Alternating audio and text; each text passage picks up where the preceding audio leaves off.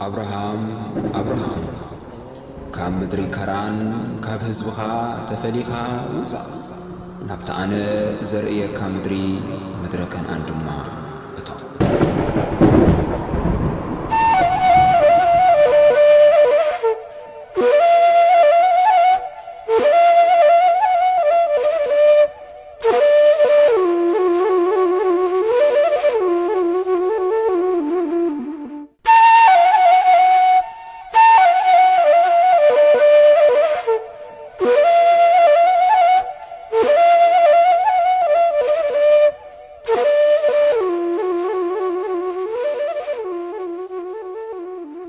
بسم آب وولد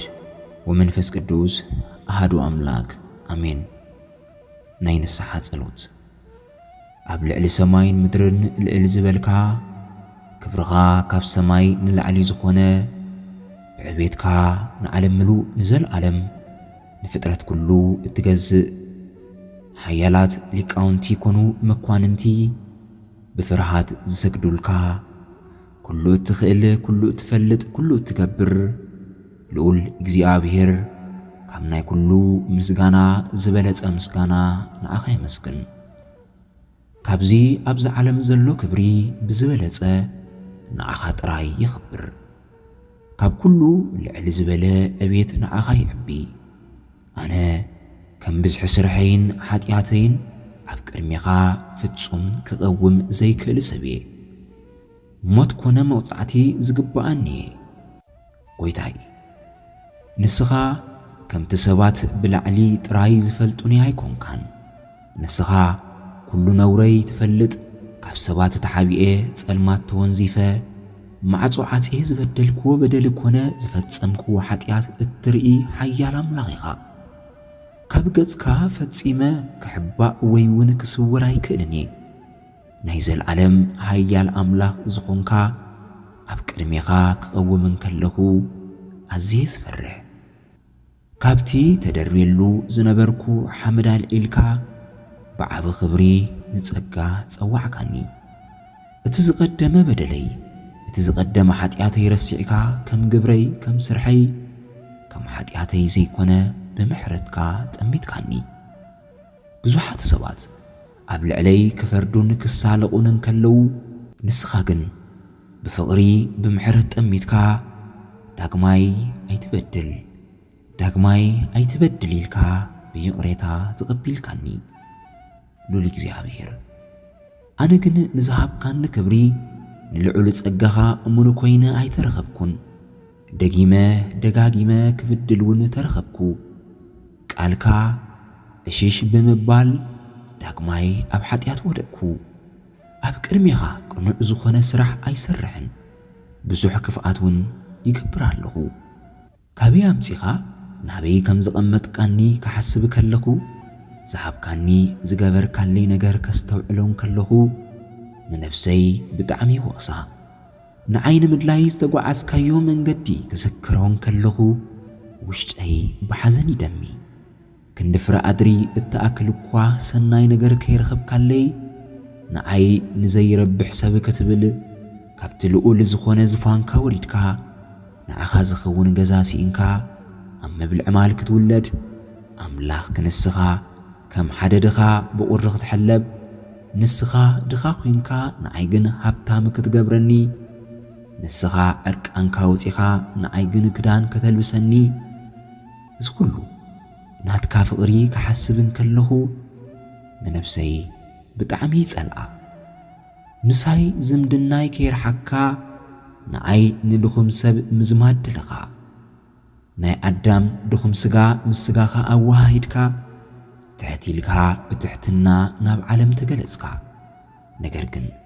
حاد سب ناتكا ونعزخون حساب بزي مفلاتو نغفلت أكاون بزي مزعرو بتعمي زحزن نقريو أنا نبعلي نعخا بزي مفلاتي فليتأون بقالكا بزي ممللاسي نمنتاي كم زخونا يفلتني نزموت كالليل والأملاخ لكا كماخا بموتكوا كمسلك كانت زي كالكو ነዛ ዝሃብካኒ ምንባር እኳ ብግቡእ ክነብራ ብዘይምኽኣለይ ንነፍሰይ ብጣዕሚ የንዕቓ። ጎይታይ ናይ ደቂ ሰባት ድኽመት ከይጸብጸብካ ብናትና ስጋ ተገሊጽካ ኃጢአትና ከይፈረድካ እንተ ተቐበልካና በደልናውን እንተ ገደፍካልና ናይ ሓጣን ናይ ተቐባሎ ቀረጽ ናይ ኣመንዝራታት ፈታዊልና ተቆዩናካ ድንቂ ዝኾነ ኢድካ እንዳገበርካ በኃይልኻ ሕማምና ብምርሓቕ ንዝሓመሙ ፈዊስካ ንዝሞቱ ብምትሳእካ ብናያጋንንቲ ሓለቓ ዘውፅእ ኢልና ሓሚናካ። ጎይታይ ንስኻ ግን ክሳብ ክንድዚ ዝተዓገስካና ንወላ ሓደ ሰውን ምፍራድ ኣይደለኻን። እዚ ፍቕርኻ ድማ ብጣዕሚ ዘደንቕን ዝምህርን እዩ። ንስኻ መምህር ክንስኻ ነገር ግን ናይ ተምሃሮኻ እግሪ ክትሓጽብ ትሕት በልካ እተን ሰማይን ምድርን ዝፈጠራ ይእዳውካ ይእጋረይ ሓጸባ። ጎይታይ እዚ ኩሉ ትሕትናኻ ኣዝዩ ዘንብዓኒ ፍቕርኻ ማዕርኽ እንደዚ ምዃኑ ናተይ ልቢ ግን ለሙውን እንተኾነ ኣዝዩ ብምትራሩ ብጣዕሚዩ ዘጨንቐኒ ንፍቕርኻ እሙን ብዘይ ምዃነይ ብምሕረትካ ምጽዋተይ እውን ብጣዕሚዩ ዝስምዓኒ። ጎይታይ ባዕልኻ ፍራድን ከለኻ ነገር ግን ኣብ ቅድሚ ጲላጦስ ኣብ ቅድሚ ኩሉ ህዝቢ ንፍርዲ ዶ በልካ ጲላጦስ ክምርምረካ እንከሎ ወላ ሓንቲ ቃል ከየምልቕካ ስቕታ መረጽካ። ጲላጦስ ናብ ሄሮዶስ ይሕሊፉ ክህበካ ኣብ ቅድሚ ሄሮዶስ እውን ዳግማይ ንፍርዲ ክትቅውም ከለኻ ሄሮዶስ እቲ ጨካን ንጉስ ብንዕቀት ከባጭ ወልካ እንከሎ ንስኻ ግን ንኹሉ ብትዕግስቲ ሰለይ ክትብል ስቕታ ብምምራጽካ ብጣዕሚ ዝድነቕ። ሄሮዶስ ኣባጭዩ ዳግማይ ናብ ጲላጦስ ምስ ሰደደካ ብኃይሊ ክስሕቡኻ እንከለዉ ንስኻ ግን ብምሕረት ትስዕቦም ነርካ። ነፍስኻ ብደም መሊኡ ናይ ሕቆኻ ስጋ ተቐሊጡ ዓጽምኻ ክሳብ ዝርአ ዝተገረፍካዮን ዝቆሰልካዮን ንኣይ ምዃኑ ፈሊጠ ኣለኹ። መስቀል ተሰኪምካ ናይ ቀራንዮ ጎቦ ብኃይሊ ዝደየብካዮ ብዙሕ ግዜ እንዳወደቕካ ብጭጉራፍ ዝተቐጥቀጥካዮ ንኣይ ክትብል ምዃኑ ተረዲእኒ ኣሎ። ኣእዳውካን ይእጋርካን ብመስማር ዝተቖረኑ ኣብ ልዕሊ መስቀል ተሰቒልካ ደምካ ዘፍሰስካዮ ሓሞት ዝሰተካዮ ጎንኻ ዝተወጋእካዮ ክዳንካ ተገፊፍካ ዕርቃንካ ዝኾንካዮ ኣነ ዕርቃነይ ከይወፅእ ክትብል ከም ዝገበርካዮ ሎሚ ተረዲዩኒ። ጎይታይ እዚ ኩሉ ዝደኸምካለይ ናብቲ ናይ ቀደም ክብረይ ንኽትመልሰኒ እዩ። ብሓድሽ ተፈጥሮ ንኸተንብረኒ መንግሥትኻ ከተውርሰኒ ምዃንካ ሎሚ ተገንዚበ ኣለኹ። ጎይታይ ብኸምዚ ዓይነት መስዋዕቲ ዘድሓንካኒ ኣነ ግን ሎሚ ብኃጢአት ምንባረይ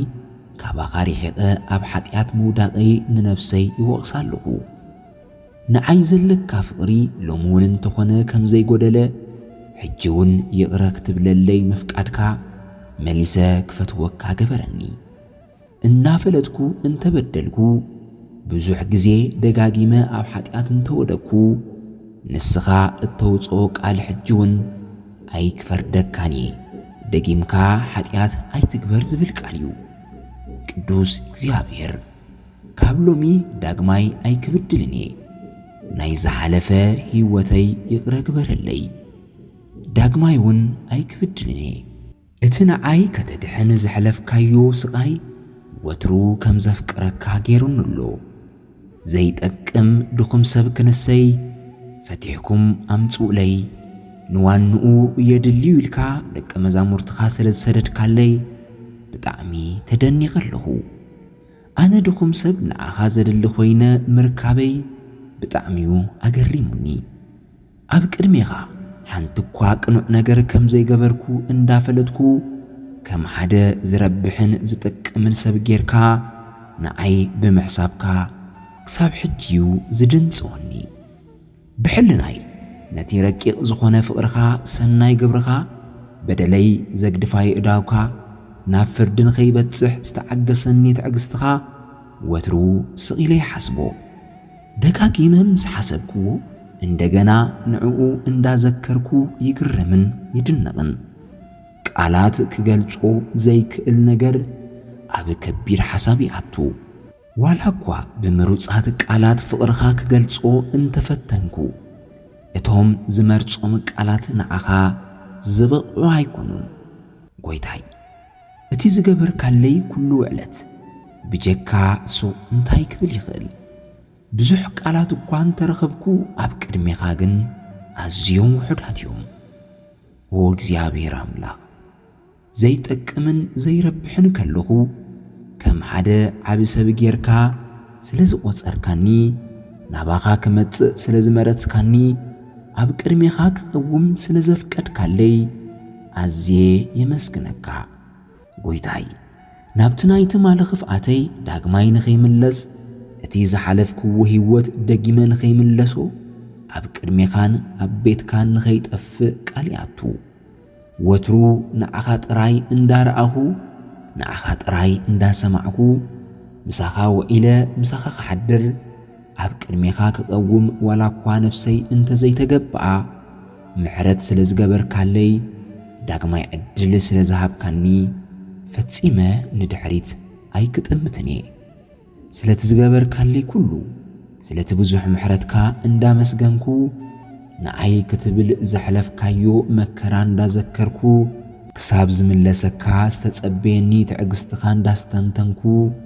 ብሰንኪ ምምላሰይ ምስ ኩሎም መላእኽትኻ ቅዱሳንካን ምሕጓስካ እንዳድነቕኩ ንዓይ ንምድላይ ዝተጓዓዝካዮ ነዊሕ መንገዲ እንዳረኣኹ ክሳብ ዕለተ ሞተይ ምሳኻ ብሓባር ከነብር ወሲነ ኣለኹ ክብሪ ንኣምላኽ ወስብሃት ለእግዚአብሔር